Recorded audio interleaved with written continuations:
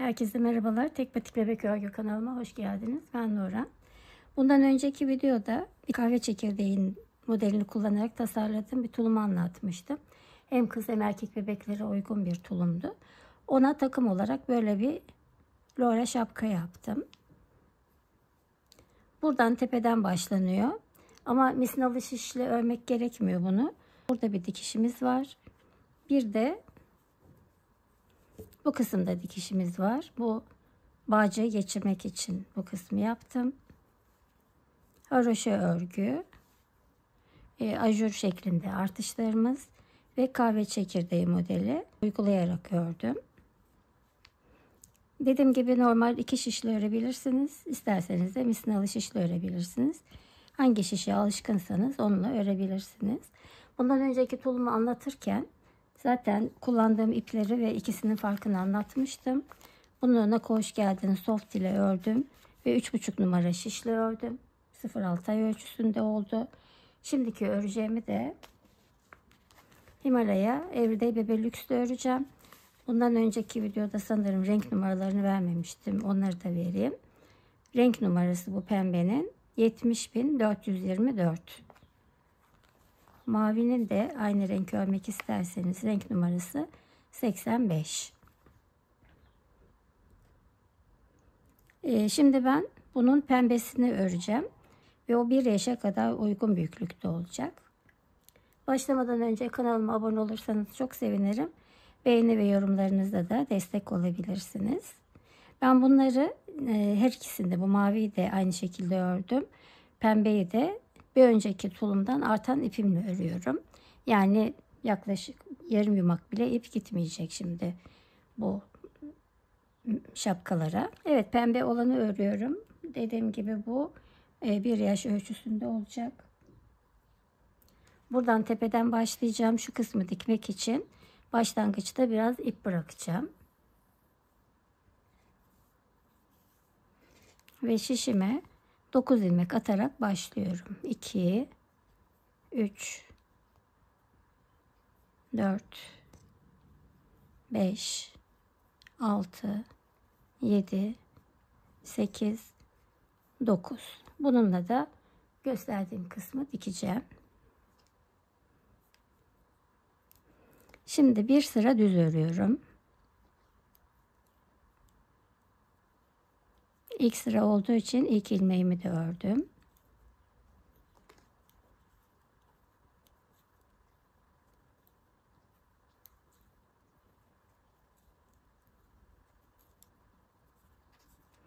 Ön yüze geçtim. Başlama ipim sol taraftayken örgünün ön yüzünde oluyorum.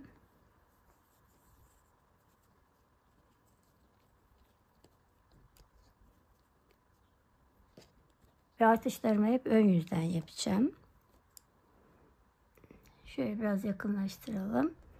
İlk ilmeğimi örmeden alıyorum.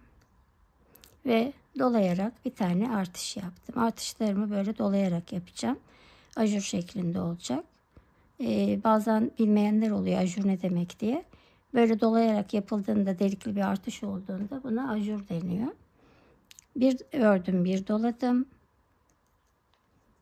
Bir ördüm, bir doladım.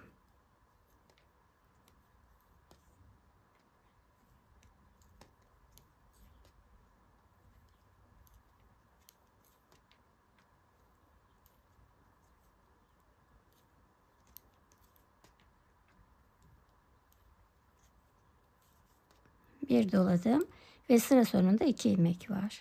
1 2. Bu sıra sonundaki 2 ilmek hep aynı şekilde devam edecek. Arka yüzdeyim. 2 ilmeğimi örmeden alıyorum ve bütün ilmeklerimi düz örüyorum.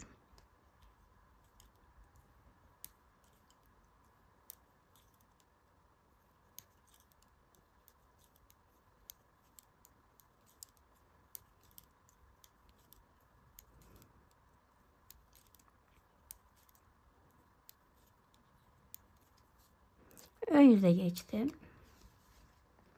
İlk artış sırasında bir ör bir dola şeklinde yapmıştım. Şimdi 2 ör bir dola yapacağım. 1 örmeden aldım. 2 bir dola. 1, 2 ör, bir dola.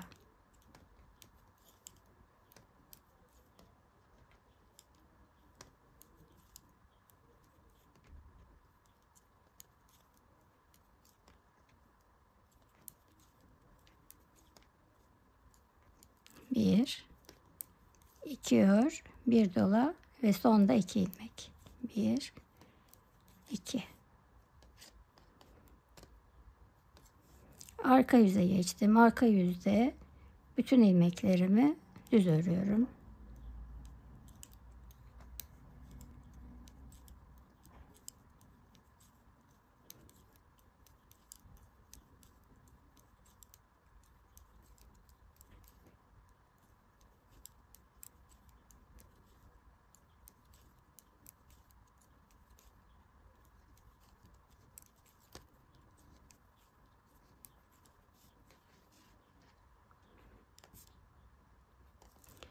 Üçüncü artış sırasındayım. Üçüncü artış sırasında da 1, 2, 3 ör, bir dola. 1, 2, 3 ör, bir dola.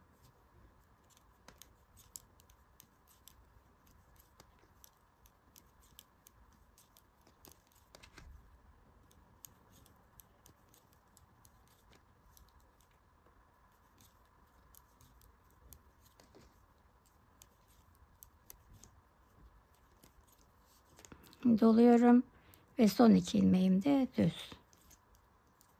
Arka yüzde yine bütün ilmeklerimi düz öreceğim.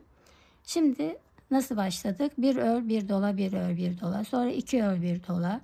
3 ör, bir dola. Bu şekilde 4 ör, bir dola olarak devam edecek. Evet, artırmalar bitti. Bir ör, bir artır, 2 ör, bir artır, 3 ör, bir artır şeklinde devam ettim. En son 12 ör, bir artır yaptım ve şu anda şişimde 93 ilmek var. Şimdi bu 93 ilmeği ön yüzde bir sıra düz örüyorum bütün ilmeklerimi.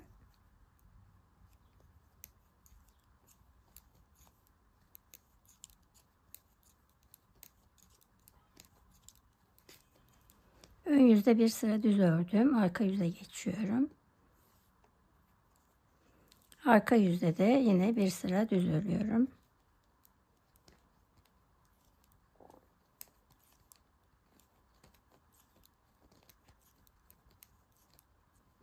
Evet, ön yüzde ve arka yüzde birer sıra düz ördüm ve bu kısım tamamlandı.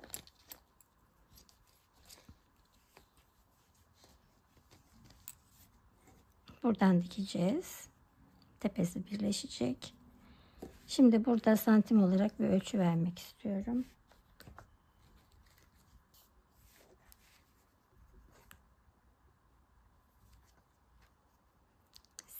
7,5-8 santime yakın. 7,5-8 santim gibi ördüm. Diğerini de bunu da ölçeyim aynı yerden.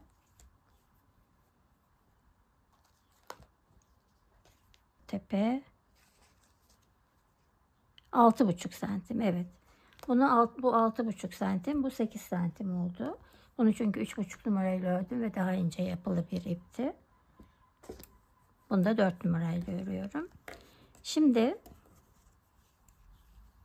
yine ön yüzde bir sıra düz öreceğim. Önce 8 ilmek örüyorum. 1, 2, 3, 4, 5, 6, 7, 8 ilmek. Şimdi bu 8 ilmeği ben böyle küçük bir şeye aktaracağım. Siz de istediğiniz şeye aktarabilirsiniz. İp de geçirebilirsiniz. Bu 8 ilmeği bekleteceğim çünkü. Evet, 8 ilmeği ayırdım.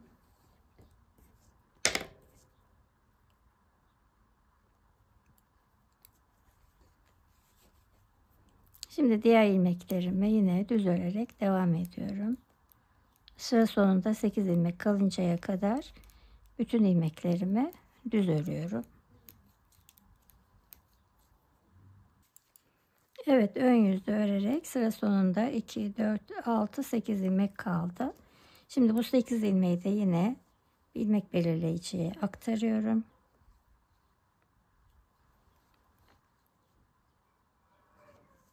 Evet, artık şimdi bu ortadaki 77 ilmeği öreceğim ve 77 ilmeği kahve çekirdeği modeli uygulayacağım. Şimdi onun kurulumunu yapacağım bu sırada. Arka yüzdeyim. 2 ilmek düz, 2 ilmeği örmeden aldım.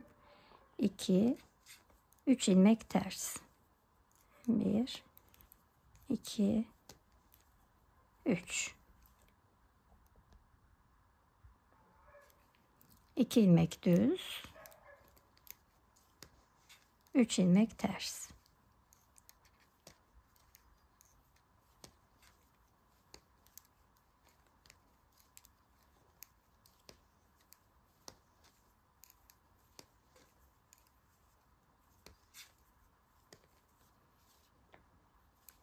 Evet, 2 ilmek düz, 3 ilmek ters olarak bu sırayı tamamlıyorum.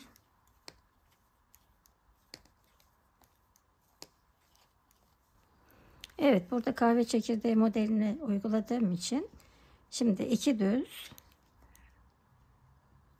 1, 2 düz, 1, 2, 3 ters, 5 ilmek yapıyor. 5'in katları artı 2 olacak buradaki ilmeğimizin sayısı. Bu da artı 2. Şu anda şimdi 77 ilmek var. Ön yüze geçtim. İlk ilmeğim yine düz. 1, 2 ilmeğim düz. 1, 2, 3. ilmeği diğer 2 ilmeğin üzerinden atlatıyorum. 1 ilmek düz örüyorum. Bir şişime doluyorum ve bir düz örüyorum. 5. 1, 2 ters. 3. ilmeği diğer 2 ilmeğin üzerinden atlatıyorum. 2 ilmek örmüştüm. 3, doluyorum 4, örüyorum 5.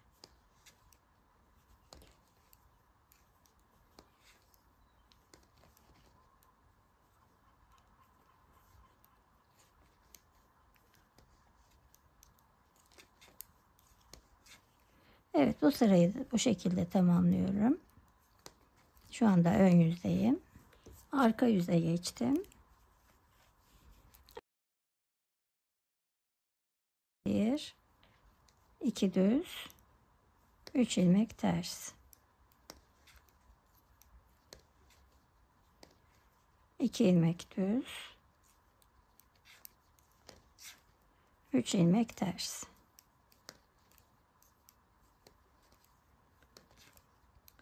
Bu sırayı da bu şekilde tamamlıyorum.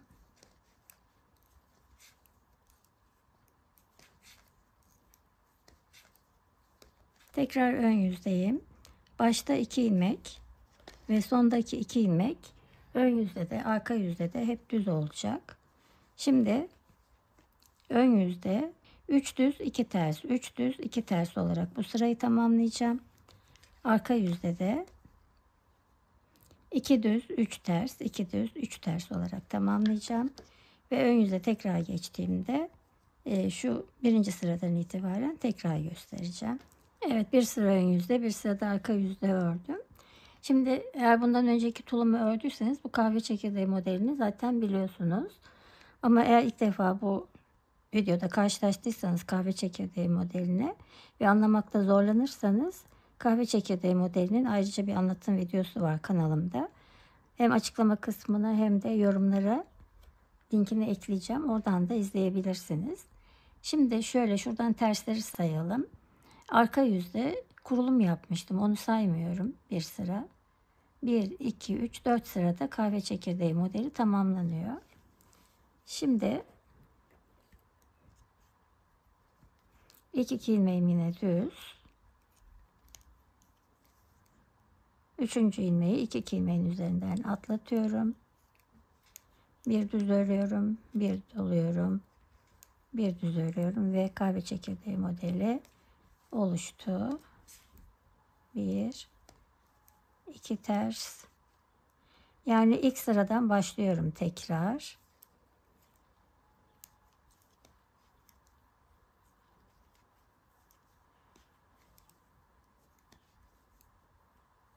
İki ilmek ters.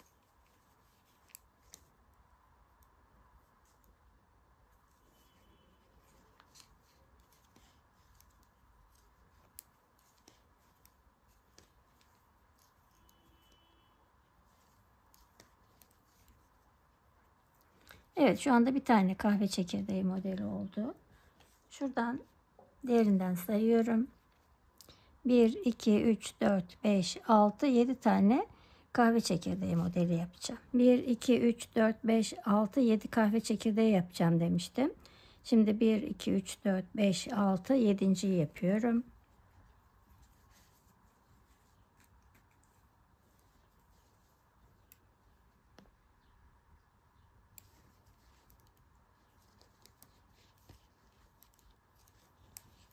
Evet, 7. kahve çekirdeği oldu.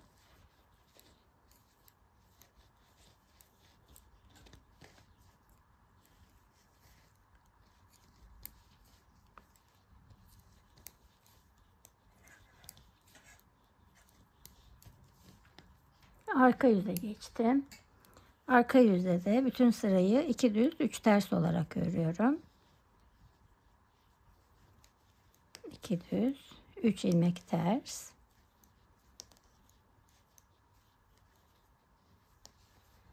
Evet, bütün sırayı 2 ilmek düz 3 ilmek ters olarak örüyorum.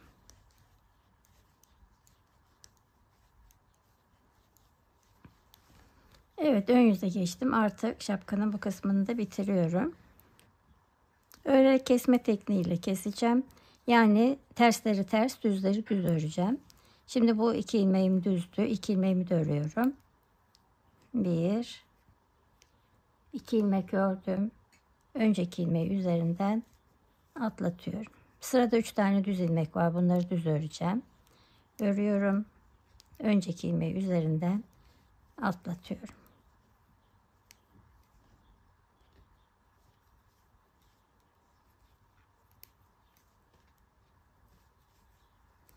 Ters ilmekleri de ters örüyorum.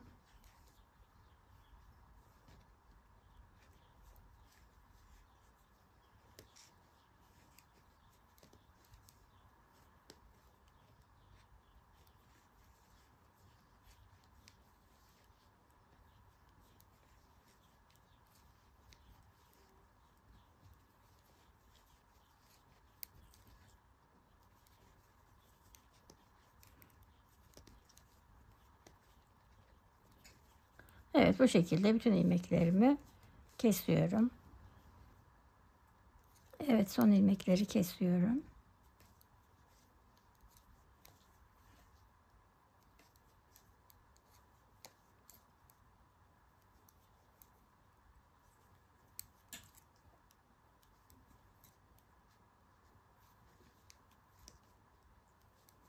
Son ilmeğimi de kestim.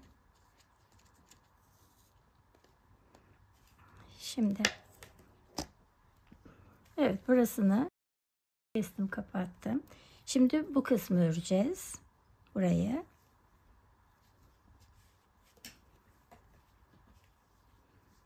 Şöyle şu taraftan itibaren şimdi şöyle şapka.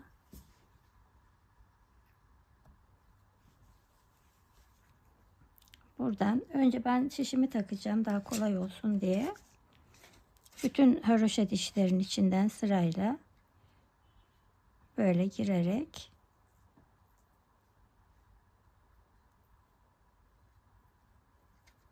buraya kadar bütün haroşa dişlerini şişime geçiriyorum. Haroşaların içine tek tek girerek şişime topladım ilmekleri. Bu da buradaki beklettiğim ilmekler. Onları da şişime geçiriyorum.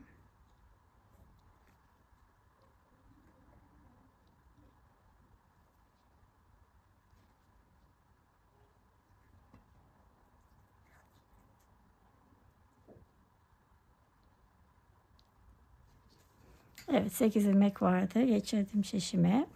Şimdi Bu arası dikilecek zaten. Burada beklettiğim ilmekler vardı.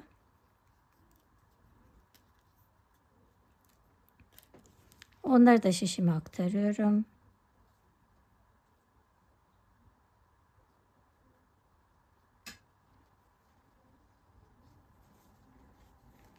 Şimdi de buradaki ilmekleri yine kenardan tek tek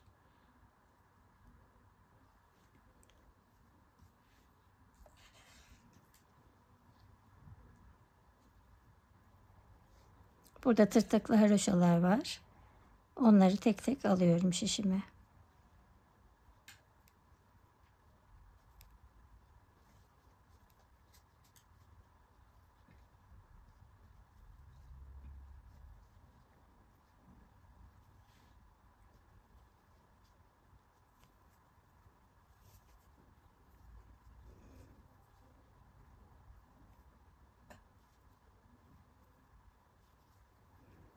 Bu ilmeği de şişime takıyorum.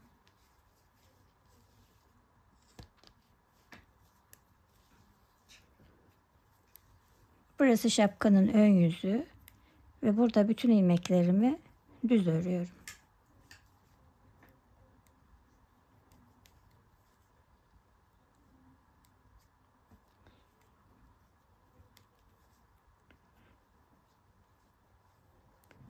İlmeklerin yönüne göre bu şekilde de alabilirsiniz. Bu ilk sırayı böyle de alabilirsiniz. Nasıl isterseniz.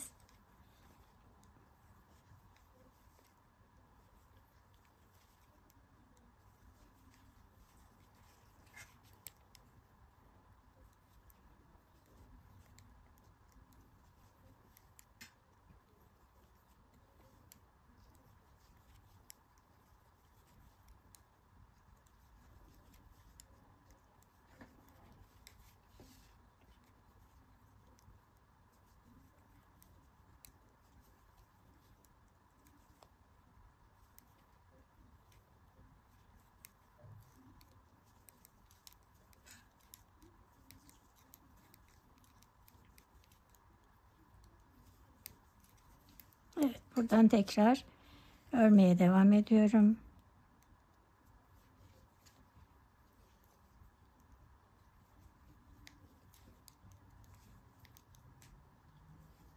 Sıra sonuna kadar düz örüyorum.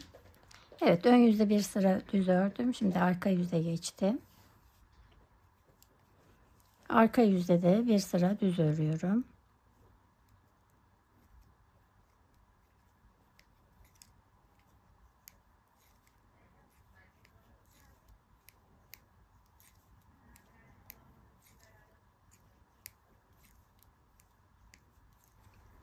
Evet, arka yüzde bir sıra düz ördüm ve bir sıra haroşa oldu ön yüzde.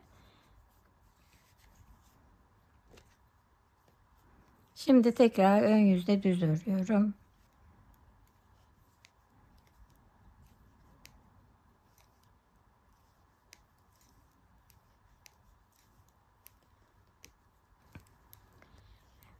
Evet, ön yüzde bir sıra düz ördüm.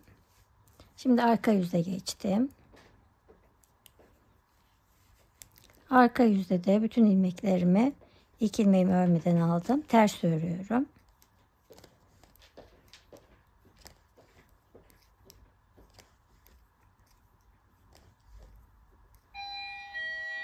Evet, arka yüzde de bir sıra ters ördüm. Ön yüzde düz, arka yüzde ters, bir iki sıra ördüm. Şuradan sayalım. 1 2 3 4 5 6 sıra öreceğim. 6 sıra ön yüzde düz, arka yüzde ters örüp geliyorum. Evet, ön yüzde düz, arka yüzde ters 6 sıra ördüm. Şöyle de sayabiliriz. Şuradan başlıyor. 2 4 6 sıra. Şimdi rahat dönmesi için bir sıra ön yüzde ters örüyorum.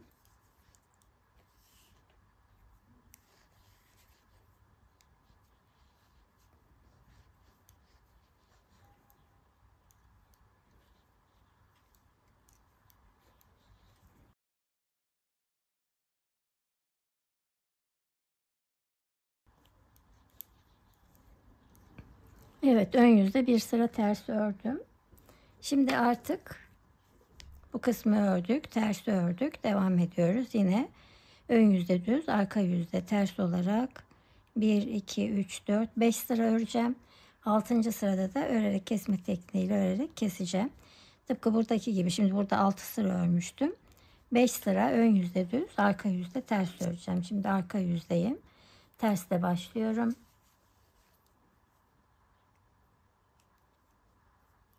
Toplam 5 sıra öreceğim.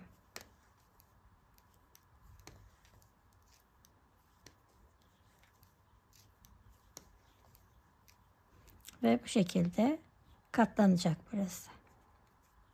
Evet, şimdi ben arka yüzde ters, ön yüzde düz olarak 5 sıra örüp geliyorum. Evet, ön yüzde düz, arka yüzde ters olarak 5 sıra ördüm. Şimdi ön yüzde örerek kesme tekniğiyle kesiyorum, düz örüyorum ve önceki ilmeği üzerinden atlatıyorum.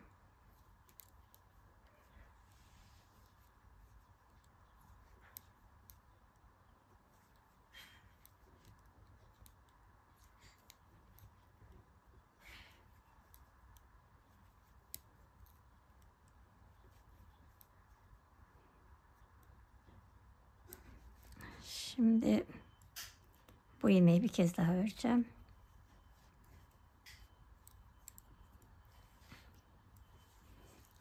Yaklaşık dikeceğim yerin 2 kadar ip bırakıyorum ve ipimi kesiyorum.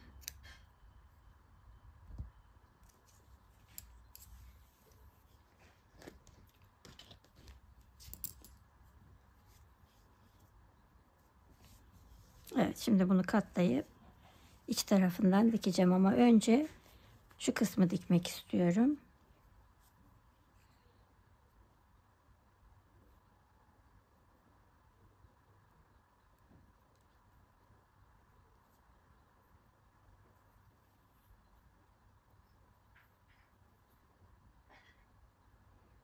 Başlarken bir miktar ip bırakmıştık dikmek için. Şimdi burası başladığımız kısım, tepe.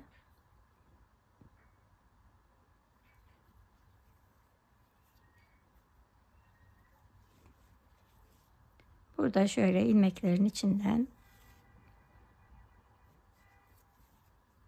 giriyorum hepsini tek tek.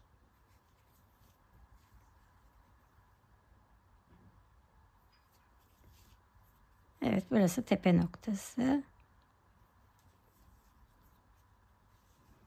Şimdi buradan sırayla dikeceğim ama karşılıklı dikeceğim için tam düzgün olsun diye sayıyorum. 1, 2, 3, 4, 1, 2, 3, 4, 5, 6, 7, 8, 9, 10, 11, 12, 13. Şurası 13. Buradan da 1, 2, 3, 4, 5, 6, 7, 8, 9, 10, 11, 12, 13. Evet. Bakın 2 saydık. Buranın 13'ü, buranın da 13'ü. Şurada bir tane fazla var. O yüzden şunu böyle alıyorum. Burayla birleştiriyorum. Sonra 13.'den başlayıp sırayla karşılıklı haroşa dişlerin içine girerek dikiyorum.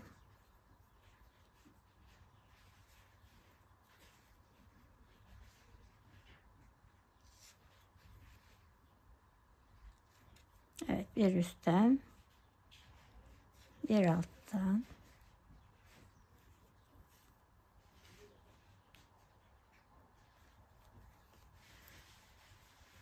Bakın çok düzgün, hiç belli olmuyor buradaki dikiş.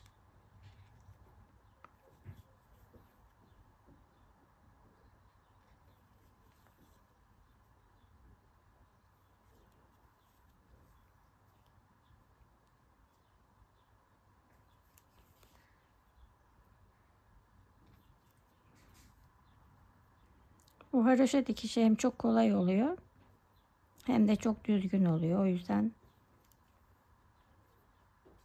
Genellikle hep tercih ediyorum haroşa dikişini. Ön yüzden dikiyorum.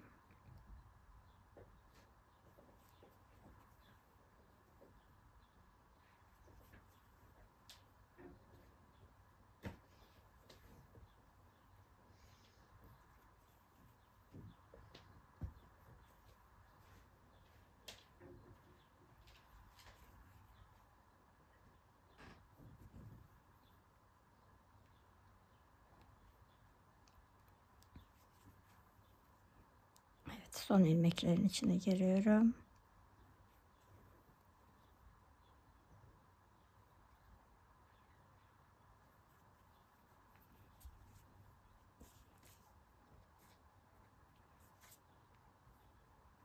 Evet, buradan ipimi içeri alıyorum.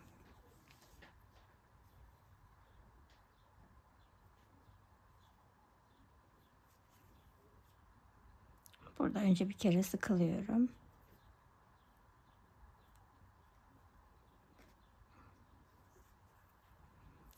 Sonra haroşa dişlerin içinden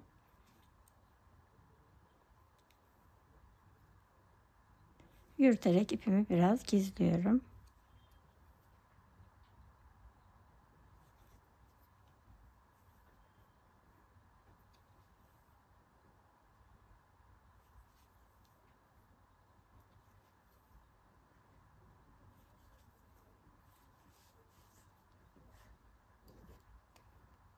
Ve ipimi kesiyorum.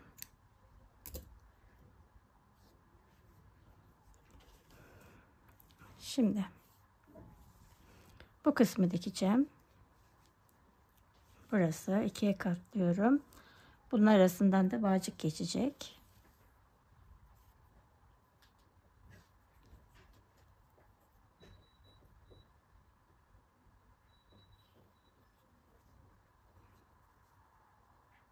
Evet, bunu dikerken de şu en son sıra, önce şuradan şöyle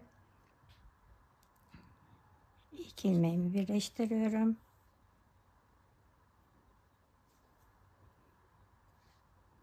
Burada şu alttaki kısma girerek buradan da yine şu V şeklinde geliyor.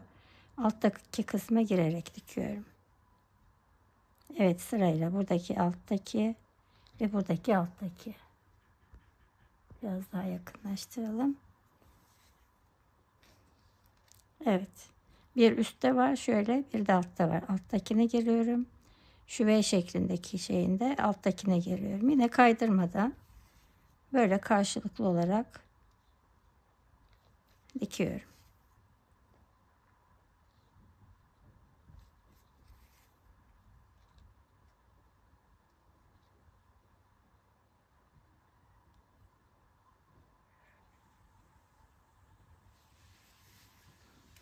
Evet, bu şekilde burayı da dikip tamamlayacağım. Şöyle. Evet, şimdi ben bu kısmını dikip geliyorum. Evet, bu kısmını da diktim. Arasından bağcık geçecek. Şimdi bağcığı da kordon bağcık olarak çalışacağım. Evet, şimdi kordon bağcık yapacağım. Kordon bağcığı 4 ilmekle yapıyorum. 1 2 3 4. Hep aynı yönde öreceğim. Sol şişime aktarıyorum ilmekleri ve hepsini düz örüyorum.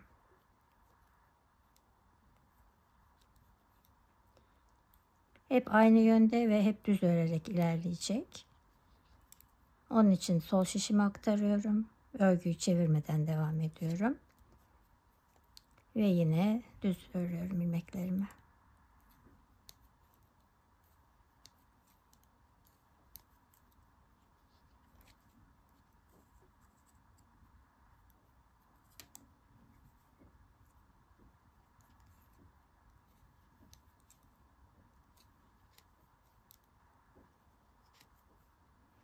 Bu şekilde istediğim uzunluğa gelinceye kadar öreceğim. Bunu çorap şişiyle 5 şiş de deniyor. Onunla da örebilirsiniz. İki ucu da açık olduğu için bu tarafa çekip buradan örmeye devam edersiniz. Ve her seferinde böyle kaydırarak örersiniz. Bu bana daha pratik geldiği için ben bu şekilde örüyorum. 2 şişli örüyorum. Sol şişimi aktarıyorum ve hepsini düz örüyorum.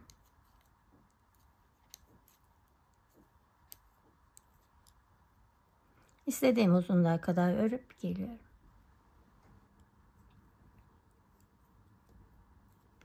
Evet, bağcığı istediğimiz büyüklüğe gelinceye kadar örüyoruz.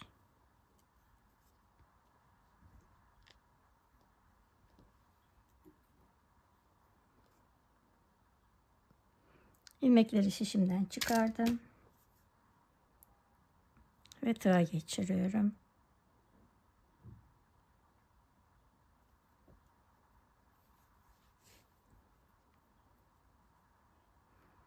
Hepsini bir kere de toplayıp bir tane zincir çekiyorum ve ipimi kesiyorum.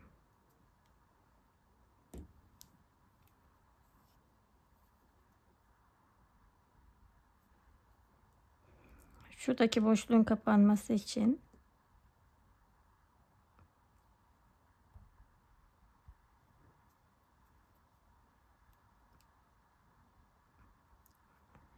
şöyle burada sabitliyorum ipimi.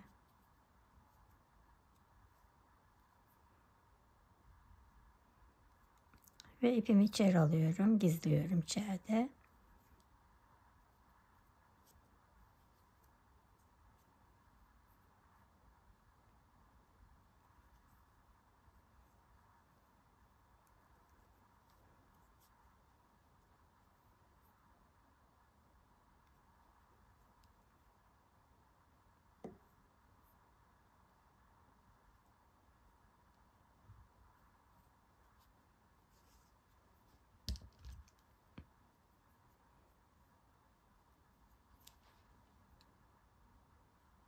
Fazla olan ipimi de kestim. Diğer tarafı da aynı şekilde içeri alacağım.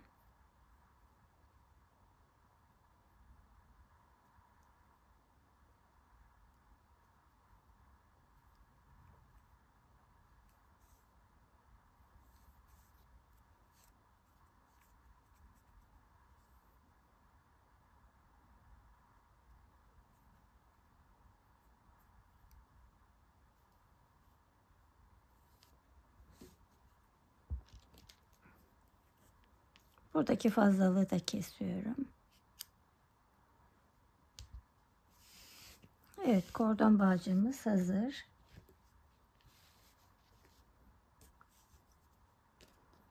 Şöyle küçük bir çengelli iğne ile geçireceğim ben.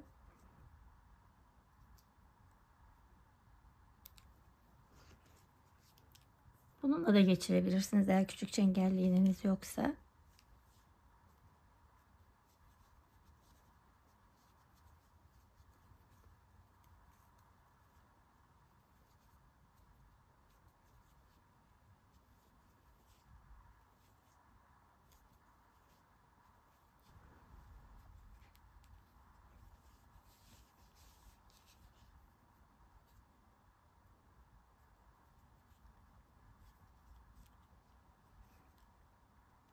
Ucundaki ilmeğe takıldı. Tamamdır.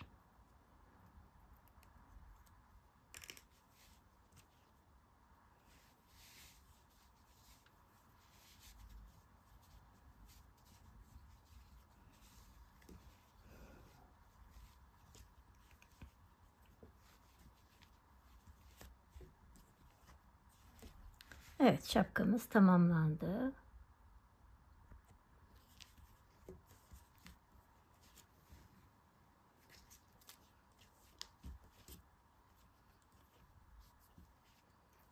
Şimdi santim ölçüsü vereceğim.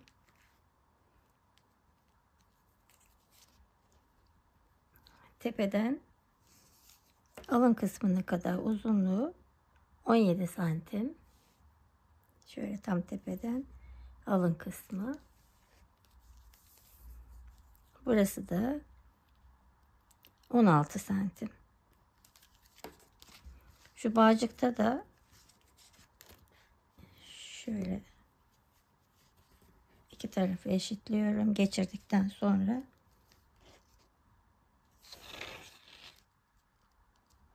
...23 santim kadar ördüm ama bu uzunluk size kalmış. İstediğiniz uzunlukta yapabilirsiniz. Şimdi diğerini de ölçelim.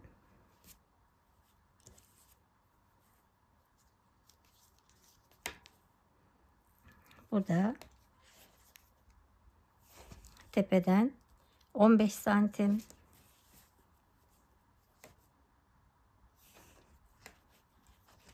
Bu kısmı 14 santim. Bunu da ölçelim.